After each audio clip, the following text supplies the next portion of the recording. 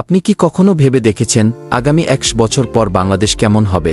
আজকের ঢাকা কি তখন আকাশে ভাসমান শহরে পরিণত হবে, নাকি নদীমাতৃক দেশ প্রযুক্তির শক্তিতে পৃথিবীর অন্যতম উন্নত দেশে পরিণত হবে? চলুন এই ভিডিওর মাধ্যমে জেনে নিই আগামী ১০০ বছর পর বাংলাদেশ দেখতে কেমন হবে। আগামী ১০০ বছর পর বাংলাদেশের শহরগুলো অনেক বদলে যেতে পারে। যেমন স্মার্ট সিটি হতে পারে ঢাকা, চট্টগ্রাম, খুলনা। এই শহরগুলো সম্পূর্ণ এআই পরিচালিত শহর হতে পারে।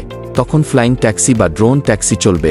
উচ্চ ভবন ও আকাশ সমান শহর, ট্রাফিক সমস্যা প্রায় থাকবেই না। ভবিষ্যতে প্রযুক্তির বিশাল পরিবর্তন হবে। এআই শিক্ষক দিয়ে পড়াশোনা এবং রোবট দিয়ে অনেক কাজ করা হতে পারে।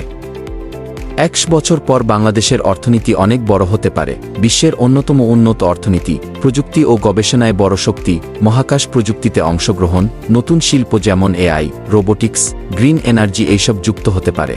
বাংলাদেশের বড় চ্যালেঞ্জ হবে জলবায়ু পরিবর্তন। সমুদ্রের পানির উচ্চতা অনেক গুণ বাড়তে পারে। ভাসমান শহর বা ফ্লোটিং ভিলেজ তৈরি হতে পারে।